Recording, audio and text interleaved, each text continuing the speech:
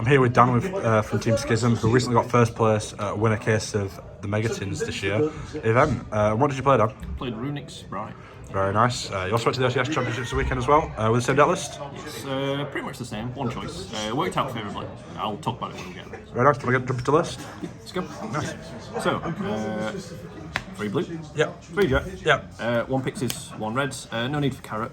I think that the amount of times that you're going to go to the back row deck, going second especially, and in game 1, it doesn't warrant it. So I'm siding carrot. We'll get to the side deck later, but Very nice. Very standard. Works fine. Yeah. not necessary right now.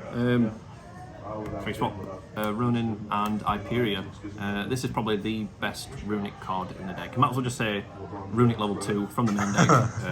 On summon draw card. So there'll be oftentimes if you open access to the Frog Engine and or access to the Sprite Engine and you don't care about Toad and you're playing under Shifter, you can just summon Hyperia, draw a card. On your opponent's main phase, Elf, Revive, draw a card. While Fountain's up, your hand becomes a 4th area to worry about than just the Field Grave and Banished. Just a good resource overall. Answer 2, so yeah, summon it from Gigantic. Yeah, sure. Very good access. You can also just drawing cards when you're playing Runick as well. It's just so free. Yeah, I don't know if I'd play more than 1 Hyperia, but it's just a good option to summon from the deck. It is a very good starter if you're going on a higher spell count for Runics particularly. Yeah. But I'm not that heavy on Runics, as we'll get into now. Yeah. So, well, I'll just talk about this briefly. 4, just 1 smashes and 3 starter. I don't think you need to main deck more than 1 smashes right now, but it can be warranted. I'm siding second smashes. And then we'll go 3 flashing fire, 3 curses, 2 MST destruction, 1 slumber, I'll talk about this in a sec, and 1 fountain. Never want more than 1 fountain? No, never more than 1. Nice. You can side a second if you feel that the meta warrants it, or if you're just playing pure Runick in itself, but it's very, very unlikely that unless you're at a locals, they're not going to cyclone the fountain. Especially if they out it with a Pearl Rhino or something, then you can just add it back with Gary, which we'll get into later. Yeah, very nice. And then hand traps, it's 42 card main deck. Yeah. So we're going with 3 Ash. Yep. 3 Nib. Yep. 3 Crook. Yep. 3 Imperm. Nice. I've seen an argument for instead of this Veiler. It's very good if you go Hyperia, draw it on your opponent's main phase, because this one won't be live if you draw this, but if you draw a Veiler, you can still use it. Yeah. But I don't like Veiler because it plays into talents. A bit counterintuitive with these. But these have more impact for when you talents. have freezing curses, which under Fountain would be the imperm from hand anyway. Yeah. So then I don't feel like it's worth it personally, especially because I'm not playing the Hulk line. If I was playing Hulk, it'd be definitely worth it, but not right now. Yeah, very understandable. Yeah. I'll get into the extra deck. Yeah, So, nice. 2 Hugin and 1 Gary. Yeah. This card's ridiculous. It's not once per turn either. So if they imperm this, and then you move it into the monster zone for Gigantic or similar, you can just activate another, summon it again, do it again. Nice. And then Gary, if they out it without banishing, so they pop it with Pearl Line or something, you can add it back, and in their battle phase, you can just summon this. If they want to go for lethal, they still have to kill it, at which point you can just pop a card and fill by target for free. But it can't be destroyed by anything in that sense. Well, it can't be destroyed by card effects, but you can go into your own battle phase, summon this, crash, and then force it out, such as well, smashes and such. Yeah. And then we'll go 2 Gigantic and 1 Toad. Yeah. No longer feel it's necessary to play the Zeus package. You barely get a battle phase. Same reason as I've cut evenly from the side deck. You're just never going to be able to enable the battle option when you need it.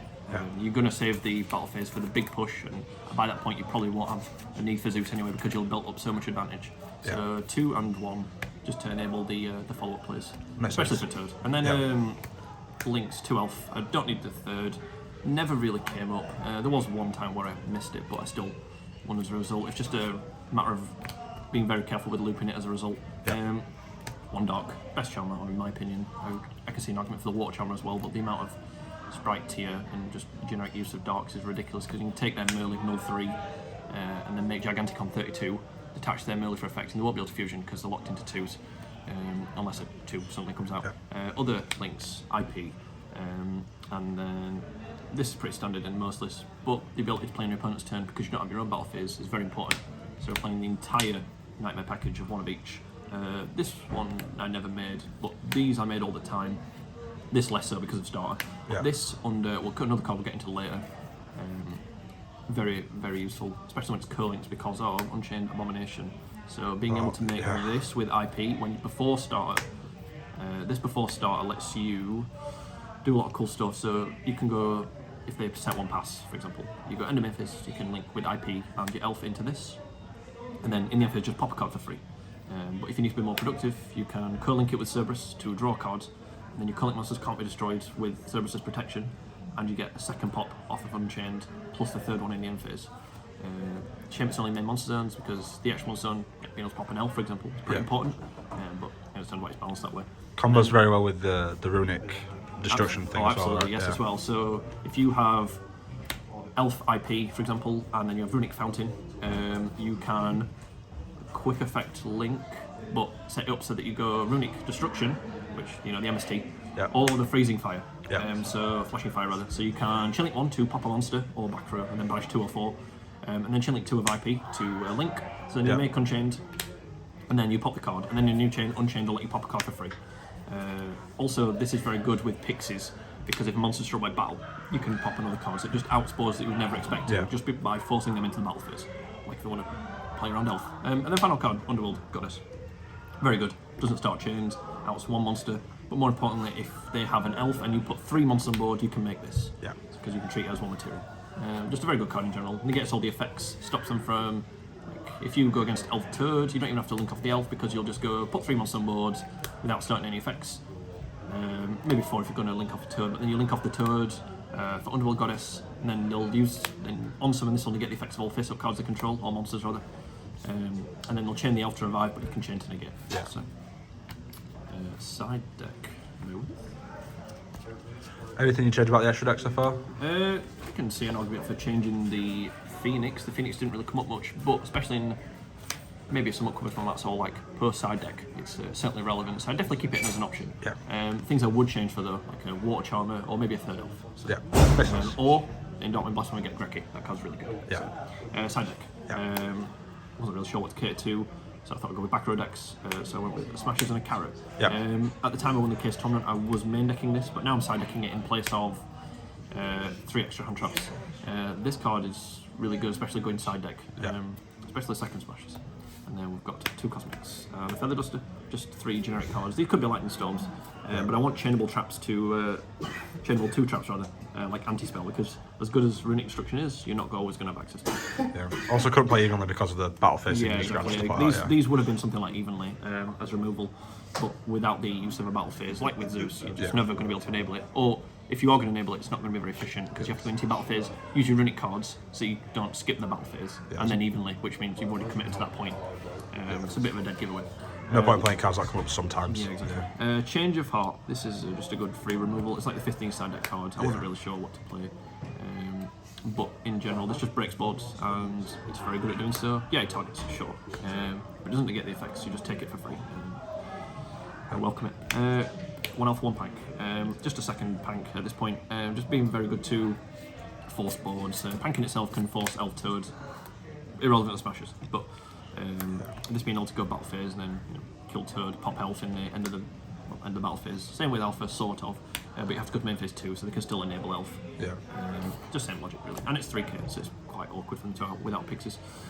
3 summon limit. This is probably the best card in the deck at this point for the side deck. I was playing the side package, but then I realised, oh wait, Flunder's still a thing, and Flunder was definitely a thing today, and this won me several rounds against it because sides just wouldn't cut it, but summon limits certainly can, especially if you chain it to an effect to summon. There's been multiple times today where they've gone effect to additional normal summon, like with Flunder, or effect to shuffle back in for Kick Chaos. You just chain this, it just resolves without. Ends the turn stuff, doesn't it? Final cards. Shifter. This card's good. It's going first, going second, because, as I said before, you can, under Shifter, you're able to summon this from deck, especially if you go Hyperion to draw 1, and then you have Runick Fountain up. Your whole hand is just blanketed, it's just completely unrevealed, and then, sure, if you're playing Shift or whatever, it's going to hurt your opponent more than it's going to hurt you. You just wouldn't decide it in otherwise. There's not much else to say about it at this point.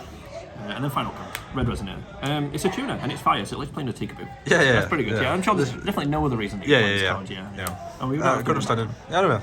What are your matchups like? Matchups were pretty good. My losses were in the case tournament I didn't lose, but my matchups were very much not so sure, to be honest. Understandable. Yeah, I'd say the hardest deck that this deck could go against is a deck that can put Elf Toad in, like Pure Sprite and Hand Trap Sprite, rather. Yeah. Not the Runick build. The Runick build's kind of weird. I've not had to play a true mirror yet, but a board that can put Elf Toad is pretty annoying for... If you only open Runick cards, it's very hard to crack, whereas if you only open Sprite cards, it's very easy to crack because you just... The bodies stick to the board if you don't have the effects. And you can Threaten Zeus, which this deck lacks. Also, the Punk Sprite Danger tier deck that can just start off with E-Tele and then do tier combos is very hard, because if you don't imperm something like Chaos Ruler, then you just run risk of them getting access to 5 card effects, and it's just absolutely ridiculous. Never mind Snow, never mind Gizmek, never mind Shinobi Necro. The deck just has so much gas, it's quite hard to out-resource without cards like Summon Limit, which just completely put a stop to it without starting a chain. Yeah, awesome. Well, thank you very much, Dan. Like and subscribe. Thanks. Ooh.